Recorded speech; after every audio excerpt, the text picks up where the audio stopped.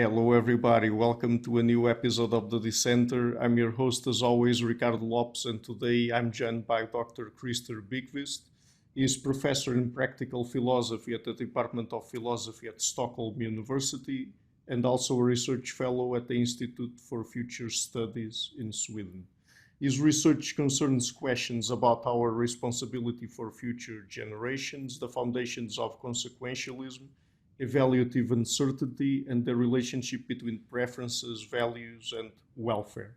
So, Dr. Bykvist, welcome to the show. It's a pleasure to have you on. Well, thank you so much for inviting me. Thank you.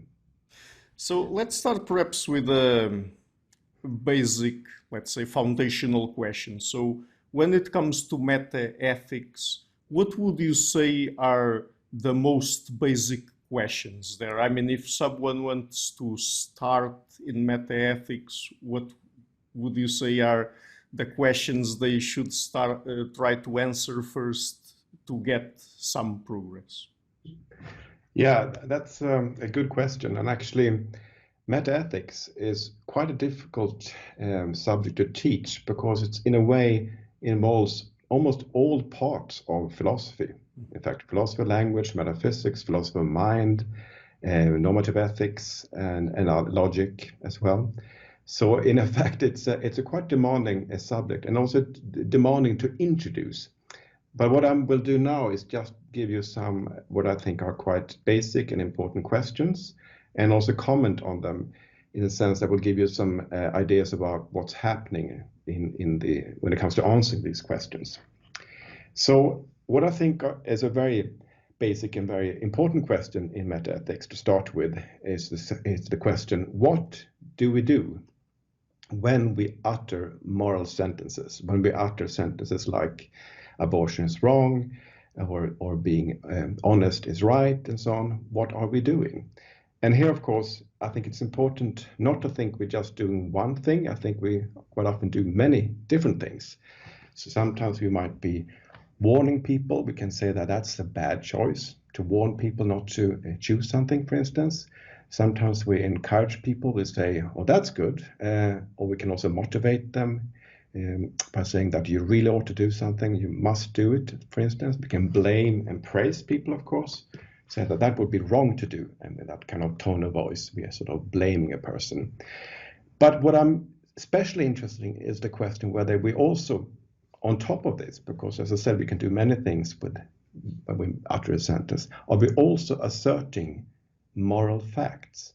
Are we saying, or are we trying to describe how things are when it comes to morality or morality-wise? Are we trying to state moral facts? Like we say the sun is rising or the book is read, we are stating facts, right? So when I say abortion wrong, am I actually trying to state facts? Not natural facts, of course, but moral facts, genuinely moral facts. So that's a crucial question, I think, here.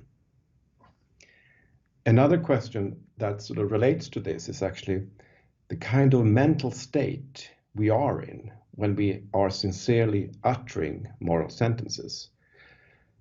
And another term for that is to say, what are moral judgments? So moral judgment in the sense of the mental state we are in when we sincerely utter moral sentences. And here there are two options. You can go for the idea that there are beliefs. And here, of course, the analogy would be when I say the book is read, I'm actually, and I'm sincere about it, I'm not lying and so on, I'm actually in a certain mental state, namely I believe that the book is read. And the question now is, when I say the action is right, am I also in a kind of belief state? Of course, in this case, a belief about moral issues and not a belief about empirical or natural issues. So that's one alternative. The other alternative is to say, well, it's some kind of desire-like or emotion-like attitude I'm in when I'm sincerely uttering that something is right. For instance, on a very simple-minded form of this view, when I say something is right, what I'm doing is actually, what kind of state I am in is actually a kind of desire. I desire the action. Right? If I say that the action is right, I have a pro attitude towards the action. And you might think, okay, why is this interesting? And there are quite a few different, I think, issues that will hinge on whether you are in this belief state or in this desire-like state. And one of the issues is actually something I've done research on myself, together with a colleague, Jonas Olsson here at Stockholm University. And that has to do with the fact that sometimes we are uncertain about what we ought to do. And the question here, what kind of mental state am I in when I'm uncertain about that something is right, for instance? And here it might be quite difficult, actually, initially, if you look at the view that moral judgments are desires, to capture this uncertainty. And to just give you an example, if I say that, because if you look at desires, they seem to be varying in one dimension only, right? They can be strong, they can be weak desires. But when you actually come to moral judgments, there are two dimensions you want to be independently varying here. First of all, it's the sort of the importance you attach to something. You say something is really important. You say you have strong reasons to do something, for instance, or something is very good. So that's one kind of dimension. And the other dimension is the uncertainty. So you can be very certain that something has very little value, or you can be very uncertain that something has high value. So these can vary independently. So you have two dimensions you have to start to capture. But if you look at the simple desire, it can only vary in one dimension, and the strength of the desire. So one dimension cannot capture two independently varying dimensions. So here's a challenge for the view that moral judgments are desire-like attitudes. Another term for that actually is non-cognitivism. And the term for the other view, which says that moral judgments are beliefs, is cognitivism. So these are the two main alternatives here. So the challenge is for non-cognitivists to explain moral uncertainty. Here I've been, together with Jonas, my colleague, arguing that so far we haven't seen any convincing account of uncertainty, moral uncertainty, for non-cognitivists. But still, of course, it's up for grabs, so I encourage you to pursue this very interesting issue. Right. And the next question is one that I've been posing to several different moral philosophers, and it seems to be very complicated because there are also many different perspectives out there. Mm. But can ethics be objective in the sense of, for example, can there be moral truths out there to be found that are in any way objective? Yeah, I mean, that's a really good question. And as you said, a very difficult one. And I think partly the difficulty has to do with the fact that it's not actually very clear what we mean by objective facts here. So one option, one sense of objectivity is the following one. If I say that, I can say that suffering is bad, let's say, but I can also ask the question, would suffering be bad even if no one thought it was bad, right? And that's a question that's different from saying that something is bad, right? It's something about what would happen if no one thought it was bad. Would suffering still be bad? And here I think one clear sense of objectivity would say that if you answer yes to this question, the question that, as I said, would suffering be bad even if no one thought it was bad? If you answer yes to that, then in one sense of objective, you're saying that morality can be objective. You're namely saying that something can be bad without anyone thinking it is bad. So in fact, you are in this case denying that thinking that something is so makes it so. You're denying that holds for morality, in fact. So that's, I think, is a very quite clear sense of objectivity. And funnily enough, this kind of objectivity is actually something that lots of meta-ethics inclined philosophers today accept. However, they give quite different accounts of what we are doing when we say this thing. So on some sort of, as I said, non-cognitivists account, what we're doing when we state this claim is to sort of express a complex attitude or emotion towards a hypothetical situation in which no one thinks something is bad, and sort of still endorsing or still having an aversion in this case towards suffering in that hypothetical case. So I have an aversion towards suffering even in the hypothetical case in which no one thinks it is bad.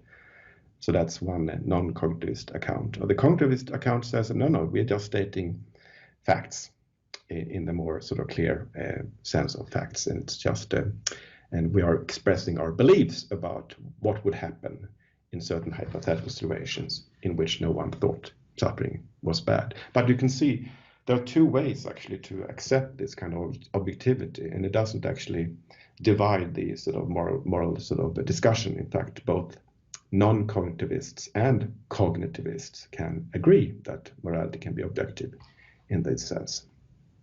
There's a different sense of objectivity, and that's in terms of saying, for instance, that can something be bad without anyone disliking it, right? Can something be bad without anyone disliking it?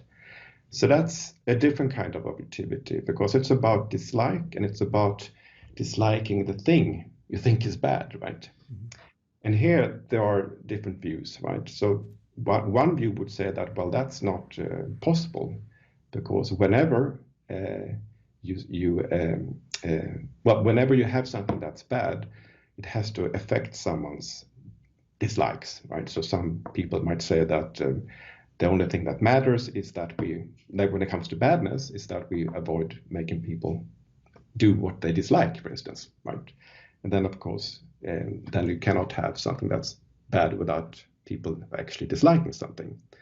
But there are other accounts of what's bad would actually accept this. So, for instance, if you think inequality is bad, you might think it's bad even if no one thinks about it, or even if no one even dislikes it. You know, people might just be accustomed to a certain society where some have nots, and they sort of just adjust to the circumstances, and even the people who are poorer might actually then adjust to their circumstances and actually not dislike it. Perhaps they mistakenly think they're not worth more, for instance. So if you think inequality of that kind is bad, then you would not say that ethics is objective in the second sense, namely that if something is bad, it has to be so that someone dislikes. If something is bad, something can be bad without, you would endorse that it can be objective, because something can be bad without anyone disliking it, in fact. So inequality is bad even if no one dislikes it. Or take another case, if I say that taking pleasure in imagined suffering of others is bad. If I say that, then of course it doesn't need to follow that there's anyone disliking anything, because as I said, I'm taking pleasure, and I'm taking pleasure in imagined sufferings of others, not real suffering.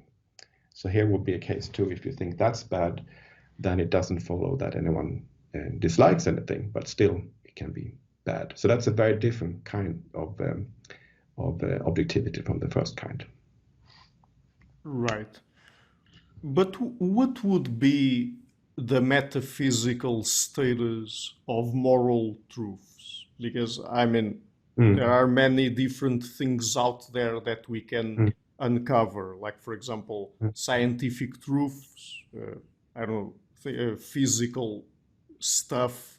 But when it comes to moral truths, if they have some sort of reality to them, let's say, what would it be exactly?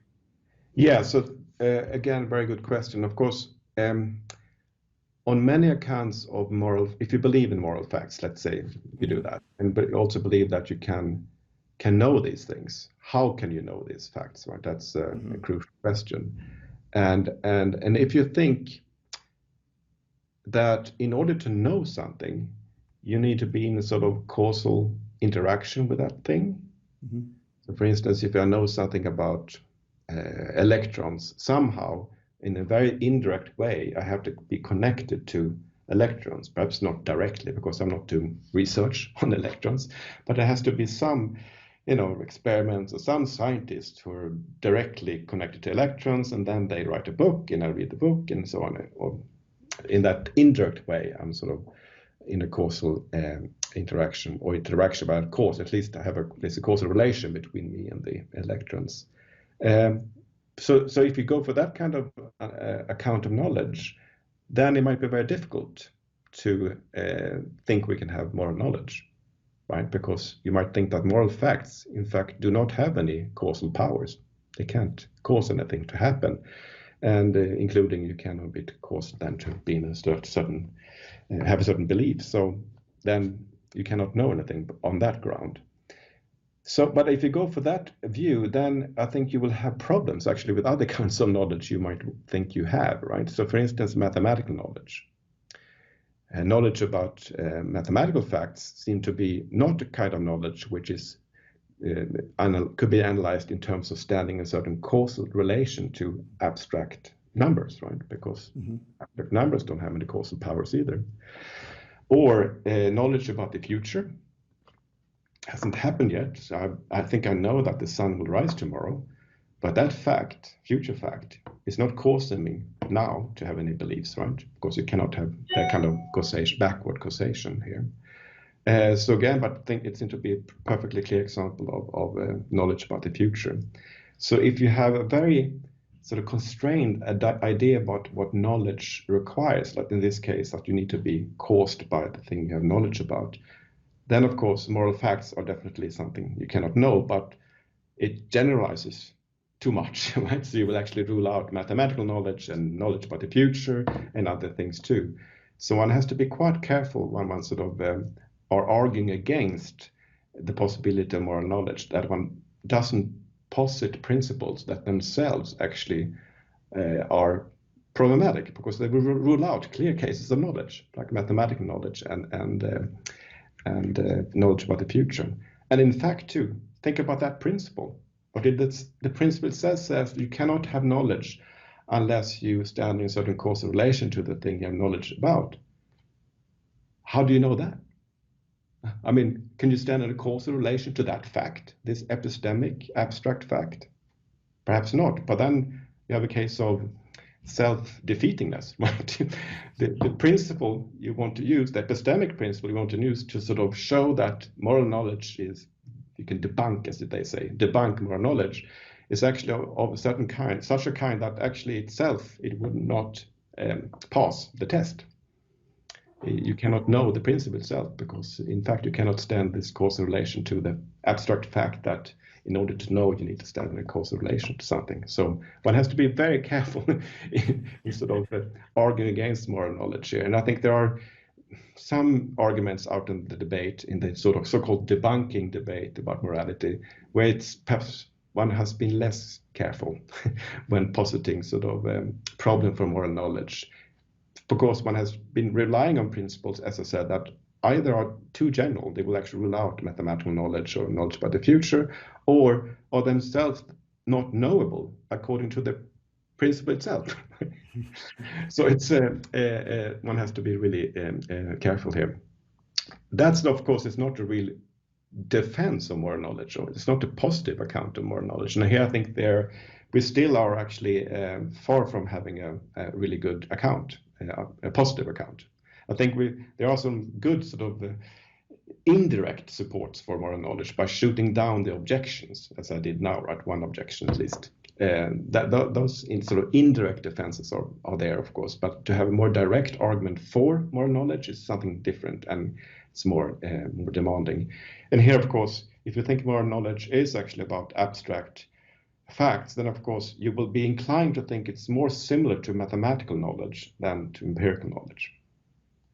It will be more like mathematical knowledge, perhaps in the sense that you cannot observe moral facts. You cannot observe mathematical facts either, right? So it will have to be not, of course, mathematical knowledge, but similar in certain respects to mathematical knowledge. Mm-hmm. Right. Changing topics now a little bit. I've read in your work about this interesting relationship between preferences, value, Yeah. and welfare. So tell us about that, and perhaps start first by explaining what's the distinction there between preferences and value. Yeah, so I've been doing quite a lot of work on this issue about changing attitudes, I guess not just preferences, and well-being. So just to give you sort of an introduction to the problem. So if you think that well-being in part depends on attitudes like preferences. So in order to be better off, for instance, you need to be better off in a certain situation rather than another situation, you need to prefer the first situation, for instance. You might think that other things has to be there too. Perhaps it should be worthy of preference or something like that, or some objective criteria, but forget that now. But if you think it's in part depends on preferences, you will have challenges, right? Because think about cases where the preferences change. So here's a case, sorry, not exactly from my own life, but I assume that you can become a fiddler in Sweden. And if you were to become a fiddler in Sweden, you would prefer being a fiddler in Sweden to being a philosopher in, where are you again? You are in Portugal. But in which city? Viseu. Viseu, okay. Philosopher in Viseu. So if you went to Sweden, you would prefer being a fiddler in Sweden to become being a philosopher in Viseu. If you became a philosopher in Viseu, you would prefer being a philosopher in Viseu to being a fiddler in Sweden. So no matter, depending on which option you choose, you will prefer that option to the other option. So that's one case. And you might wonder which option is better for you, if what's better for you depends on your preferences. Here the preferences change depending on what you choose, right? So that's one case. Another case is the famous Kierkegaard, Søren Kierkegaard, the existentialist, famous conundrum about getting married, right? So assume that if you were to get married, you would prefer being unmarried to being married. And if you stayed unmarried, you would prefer being married to being unmarried. So here you have the sort of opposite case where depending on what you choose, you will prefer the other option, right? But again, the question is, what is better for you then? If what's better for you depends on your preferences. Seems to be, in both cases, not a way to find a stable account if you just look at the preferences, because they change. So that's sort of the setup for the problem, in fact. Okay. And then I do have a sort of proposed solution to it as well, but depending on if you want to hear more about it. Yes, of course, go ahead. Yeah, so my account roughly is actually to think about other attitudes here, right? So let's see, if you think about the fact about going to be a fiddler in Sweden, right? So perhaps, or perhaps actually take the other one, Kierkegaard's conundrum. If you got married, you might prefer being unmarried to being married, sure, but you also have a certain attitude towards your life if you get married, right?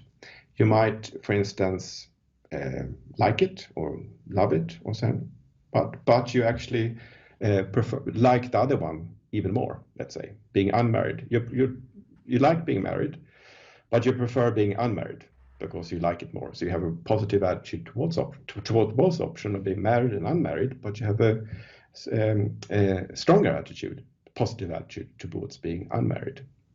If you stayed unmarried, you might not like that. You might hate it. But you prefer being married to being unmarried. So, and you hate being unmarried. So you have a case here. If you were to get married, you would love it. If you stayed unmarried, you would hate it. And I think those attitudes are really crucial here. So in the choice between choosing something you will love, getting married, and choosing something you will hate, staying unmarried, then that should call the shots in this case. So the preference will not call the shot, actually. In fact, you will look at them, as I call them, absolute attitudes. Of course, it's actually an attitude towards a certain life, positive, negative, or neutral. But in this case, it's getting married, positive attitude towards that. Staying unmarried, negative attitude towards that. And in this case, then, you should get married. So now you know you should get married. Perhaps you are already. No, not yet. Okay. But what about values? I mean, what's Mm. the relationship between preferences and values?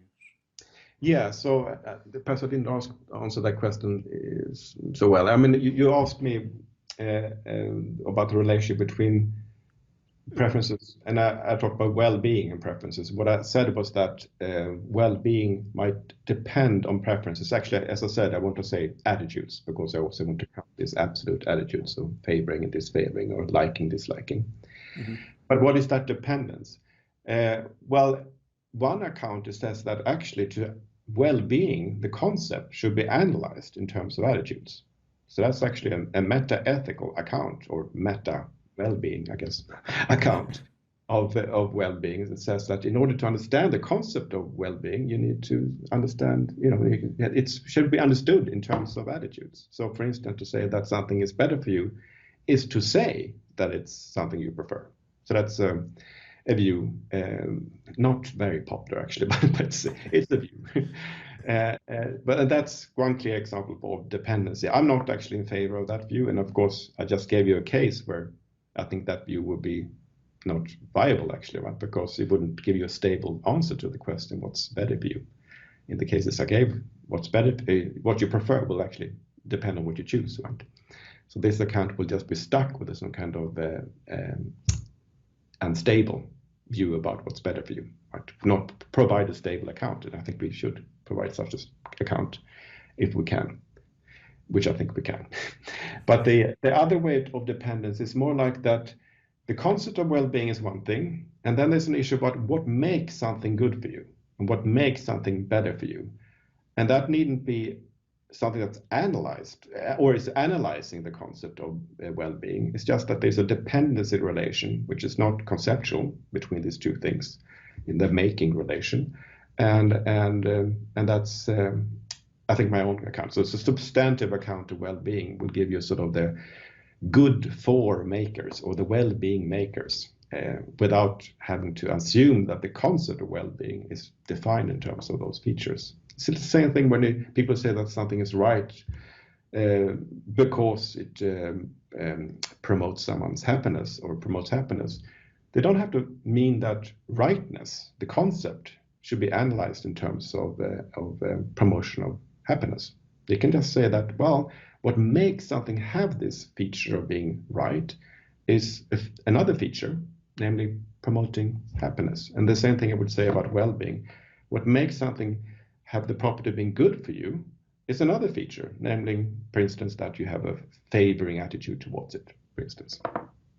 Mm-hmm. I would like to ask you now about population ethics. So, what is it about, and what do you think are some of the most important or / relevant questions that you think have a very important role to play in our current time?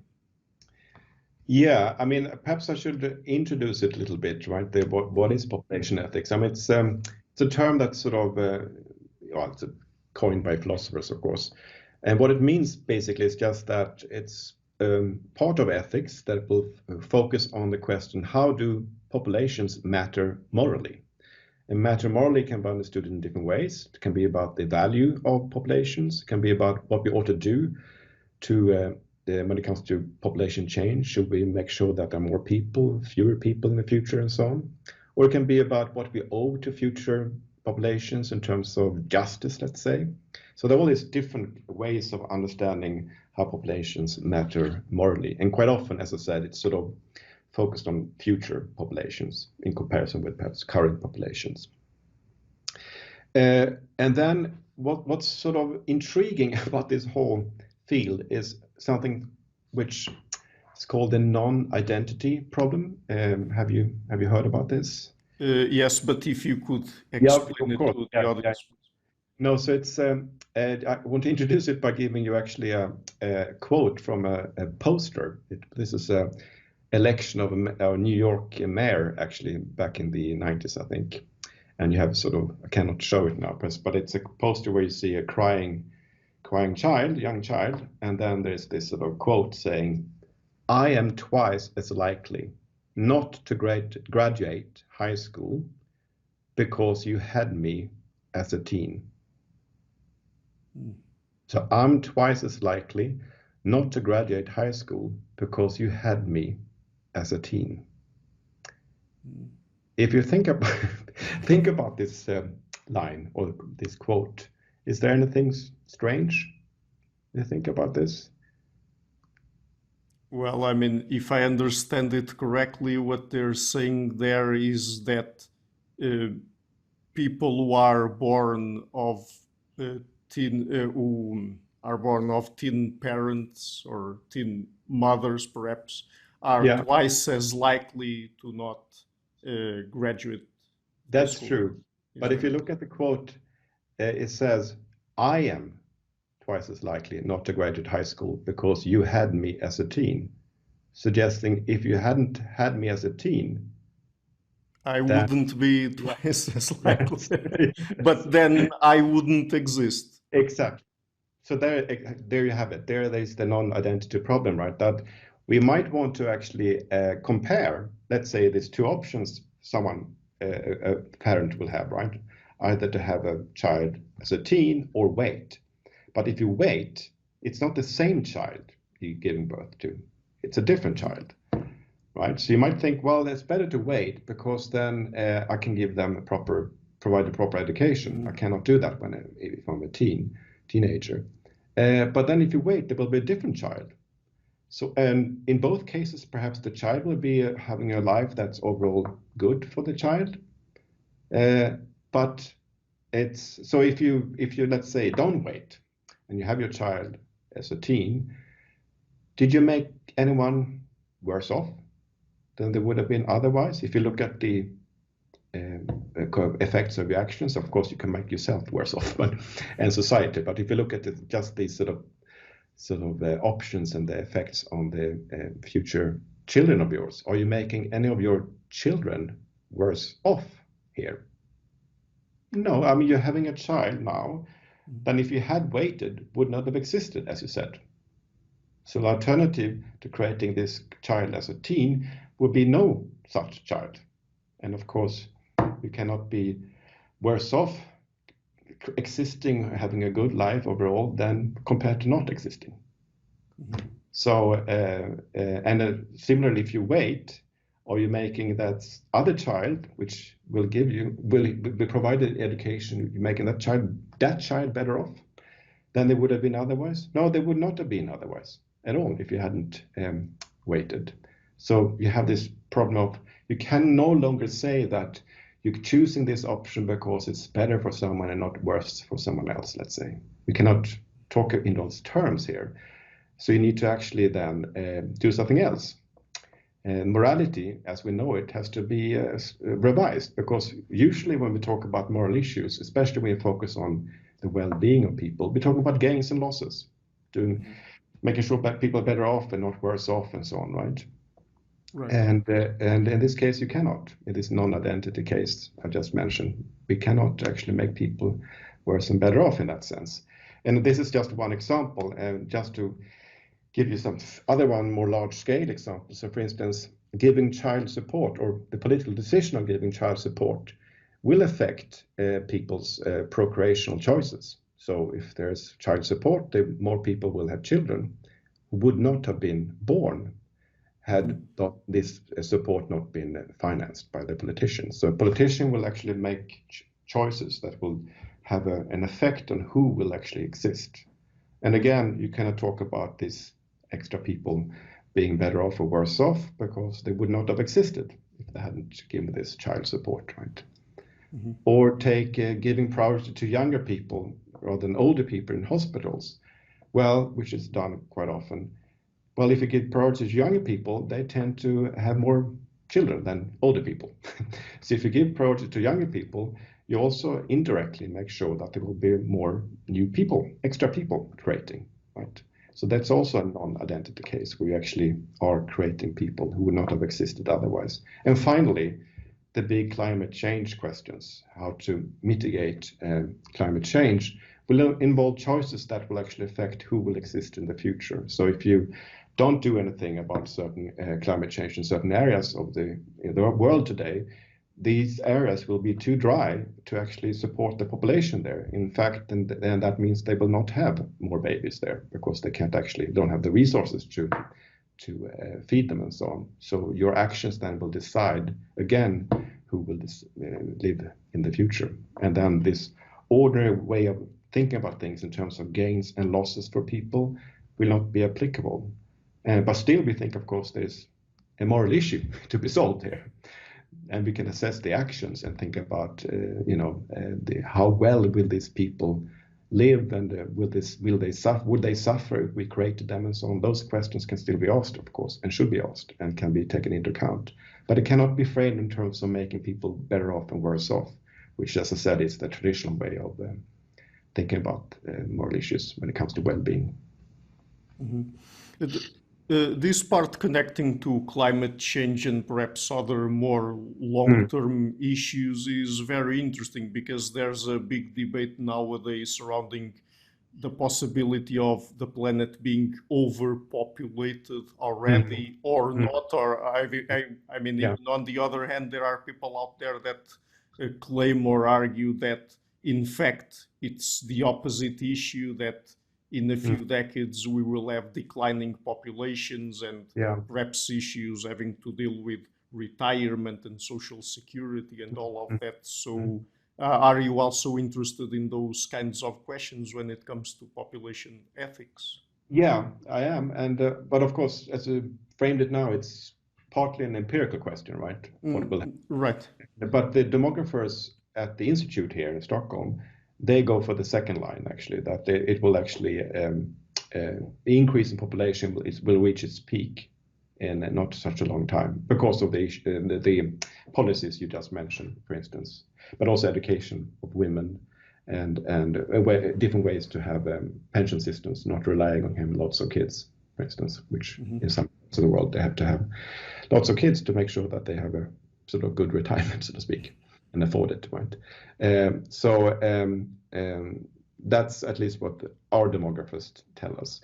Then, of course, there's an issue about whether one should create new lives at all, right? And so here, of course, there are very different strengths of pessimism in this debate. So some people have this extreme view that actually no life can be good overall. So it's unavoidable, perhaps for conceptual reasons, because there is no good things. There can't be any good things, that whatever life you create will be bad, and bad for the person as well. That, of course, is a very, I think, extreme view. I mean, a more sort of interesting view is, of course, that more moderate version of pessimism would say that, well, in fact, as a matter of fact, if we create new lives, they will overall not be good for the people. Or at least the majority will not be good for them. That is a more interesting view, but I don't think it's especially plausible either. And it actually depends on what kind of account of well-being you go for. So if you have a hedonistic view, it might be more difficult to avoid this conclusion. Why? Because then you're actually looking at how people feel all the time, right? What kind of experience do you have? Is it positive? That's the only way things can be good for you, right? It must be a positive experience, pleasure. And of course, if you look at your lives, I mean, quite often you don't feel much pleasure. It's just, mundane Monday here, right? Rainy, in fact, right now, and gray and dark, right? So in fact, you might dip into the displeasure register. And if you just look at how I experience things then, and we look at, so actually I'm feeling perhaps neutral or slightly negative towards, or have slight displeasure towards this sort of weather, then my life right now is not worth living, the hedonist would say, right? At the moment, not worth living. But on other accounts, it is, because they would take into account the fact that I have friends, that I have a wife I love, that I have an interesting job and so on. And also perhaps explain that in terms of that, the fact that I also like having these things, or having, a positive attitude towards them, which doesn't have to be felt in order to be good for me, right? So when I go to bed, it's not like I lose all my desires. They don't pop out of existence and pop into existence in the morning. I do have my desires, and they might be satisfied. all, when it comes to my work and my family and so on. But how things feel can vary quite a lot, right? And as I said, quite often it can be neutral or perhaps slightly displeasure, because of the sort of external things like the weather and stuff like that. So the hedonistic approach might have a harder time to avoid this more moderate kind of pessimism. Mm-hmm. Of course, you're already alluding to that, but I would like to ask you specifically about antinatalism, because we have philosophers like David Benatar, I've had him on the show, in fact, that are very big on that topic and that position. What do you think about it? I mean, particularly the part where he argues that, for example, not having been born is not bad because there's no one there to harm, but from the point you're born, you have to go through what's good and bad in life, and in his opinion, what's bad is much more than what we experience as good in life. Yeah, so I agree with his view that actually if I had not been born, I would not be worse off, right? Because I would not been around to have any well-being level, in fact. Right. And I also agree that that means that what we should focus is on the good and bad patches of my life if I were to be born, right? Yeah. And we need to look at how they relate. But I haven't really seen a very good argument to show that it must be the case that the bad patches outweigh the good ones, except of course on some accounts of well-being, like the one I just mentioned. If you give a lot of weight to how things feel, then it might be easier to see how the bad patches, the displeasures, might outweigh the pleasures, because quite often, as I said, you might have this sort of neutral or indifferent attitude, and then if something comes along in that slight displeasure, then whoops, you're below the level of worth living, right? Whereas on other accounts, it's more robust, right? Like the desire account I myself are quite attracted to. Then it doesn't matter whether you feel satisfied. What matters is that your attitudes are satisfied. And of course, on more objective accounts, you don't even have to refer to the attitudes. You can just say, well, a life with friends and good, meaningful job, projects, and so on is good for you. End of story. And of course, on those accounts, it doesn't really matter how things, not so much. I mean, they can be hybrid accounts, but they don't give so much weight then to the fact how things feels from the inside. So even on this rainy, gray day, as I said, the objectivist, as they call it, would say this is can still be a very, very good life for me because I have friends, I have a meaningful job, I have the chance to talk to you about philosophy, which I love, and all these things. Mm-hmm. But something that I really wonder about a lot, and even when I talked with Dr. David Benatar, is, do you think it's possible to objectively determine if human life, generally speaking, of course, is good or bad? I mean, if we experience more good than bad or vice versa, do you think it's possible to objectively determine that? Well, there are two problems, right? One problem is that you need to decide what makes something good for you and what makes something bad for you. What sort of empirical natural features play those two roles, right? Mm-hmm. And once that's established, you need then somehow to find out how the distribution of those things will be in your life. So if you go for hedonism, then you only have these two factors in a way, right? The amount of pleasure and the amount of displeasure. But you need to actually, to look at the whole life and decide on the value of the life, you need to know the distribution of pleasures and displeasures across the whole life. And of course, we don't have that knowledge. That's very difficult, or at least very difficult to get. So we have two problems. First, we need to know what makes something good for you and bad for you. And secondly, once we know that, we need to establish if those things are in your life and the distribution of those things and how they aggregate together too, of course. When does a certain pleasure outweigh a certain displeasure, for instance? So there are two knowledge problems, which both are quite tricky, but they're different. Right? The first one is about evaluative knowledge more than empirical knowledge. And of course, as I said, evaluative knowledge, you get back to the fact about the issue about knowledge, about moral facts or evaluative facts, and that we touched about that before.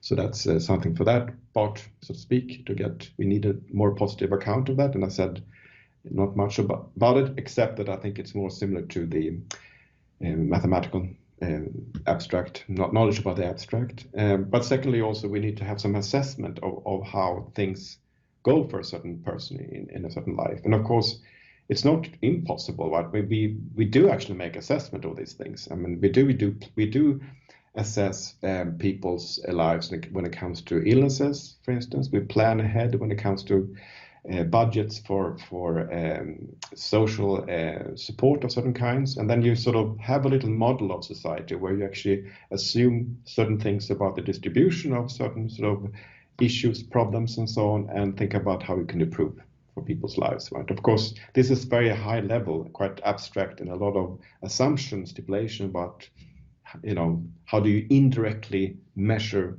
well-being, let's say, or the pleasure and displeasure by looking at certain indicators. Let's say, do they have a job?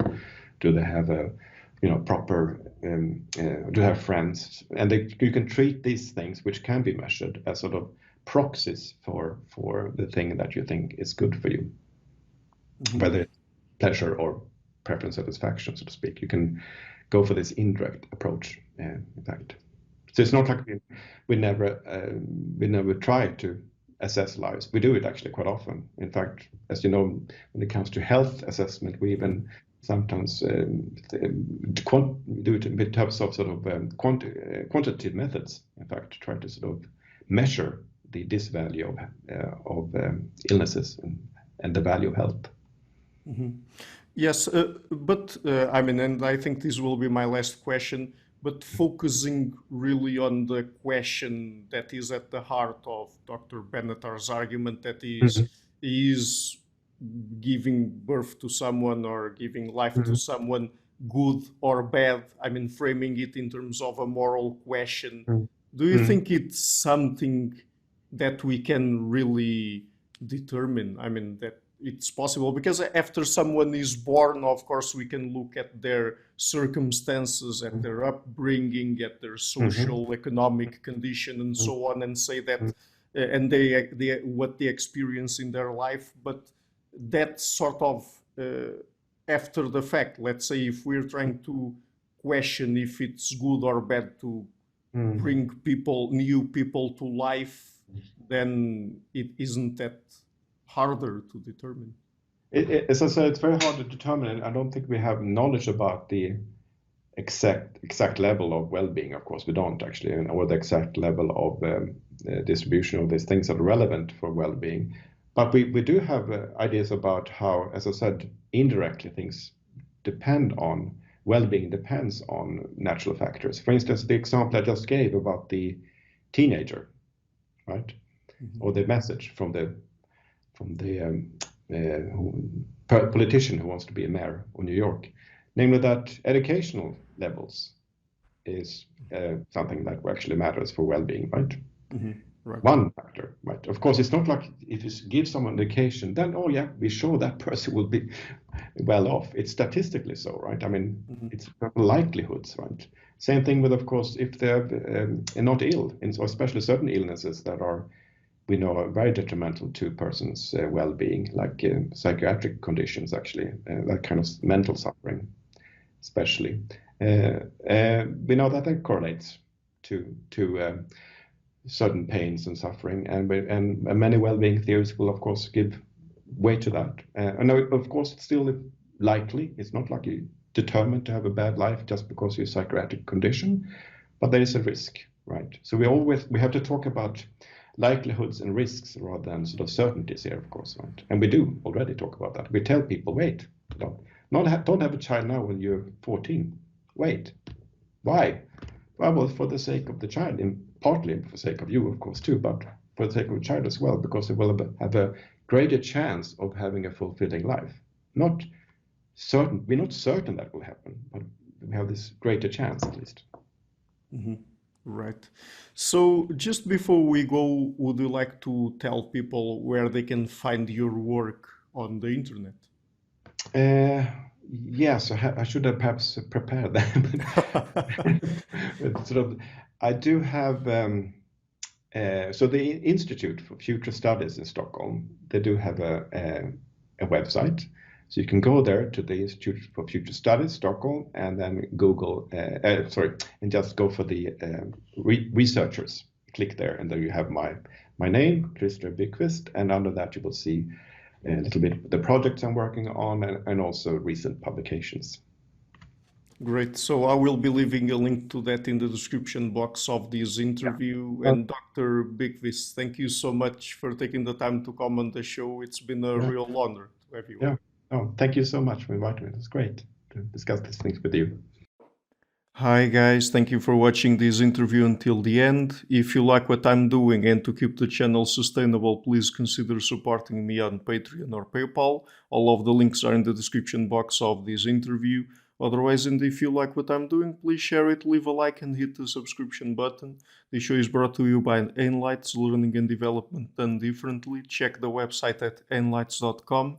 I would also like to give a huge thank you to my main patrons and PayPal supporters, Karen Litska and Blanchett Perga Larsen, Lau Guerrero, Francis Ford, Hans Frederick Sunder, Ricardo Vladimiro, Craig Healy, Adam Castle, Olaf Alex, Jonathan Wiesel, Jacob Klinkby, Matthew Whittingbird, Arno Wolf, Tim Hollis, Ian Ricalania, John Connors, Paulina Barron, Philip Force Connolly, Jerry Mueller, Herbert Gintis, Rutger Voss, Wo Weingard, Rebecca Newberger Goldstein, Dan Demetri, Robert Windiger, Rui Narcio, Arthur Coe, Zup, Marco Neves, Colin Holbrook, Susan Pinker, Bernardo Seixas, Pablo Santurbano, Simon Columbus, Jorge Espinha, Phil Kavanagh, Corey Clark, Mark Blythe, Roberto Enguanzo, Michael Stormir, Eric Neumann, Samuel Andreev, Tiago Nunes, Bernardini, Alexander Dunbauer, Fergal Cusson, Ivan Bodrenko, Paul Herzog, Don Ross, Jonathan Librant, Haslem Bullet, Nathan Nguyen, Stanton T., Samuel Correa, Eric Hines, Mark Smith, J.W. João Eira, Tom Hummel, David Sloan Wilson, Yacila Dez Araújo, Romain Roach, Dmitry Grigoriev, Diego Londoño Correa, Tom Roth, Yannick Punter, Adana Rusmani, Charlotte Bliss, Nicole Barbaro, Adam Hunt, Pavel Ostazewski, Nelek Bach, Catherine and Patrick Tobin, Al Ortiz, Guy Madison, Gary G. Hellman, João Linhares, Lida Cosmides, Saima Afzal, Adrian Yegi, Nick Golden, Paulo Tolentino, João Barbosa, Jules Price, Edward Hall, Edin Bronner, Franca Bortolotti, Gabriel Pons Cortez, Ursula Litzke, Dennis Cook, Scott, Zachary Fish, Tim Duffy, Todd Shackelford, Sunny Smith, and John Wiseman. My producers Cesar Webb, Jim Frank, Lucas Stafiniak, Luis Caetano, Tom Wagner, Dan Curtis Dixon, João Linhares, Benedict Mueller, Vega Guidi, Sardus Francis, Thomas Trumbull, and Nuno Welder, and my executive producers Michel Rugieski, Rosie, James Pratt, Matthew Lavender, Sergio Quadriano, and Bogdan Kanivets. Thank you for all.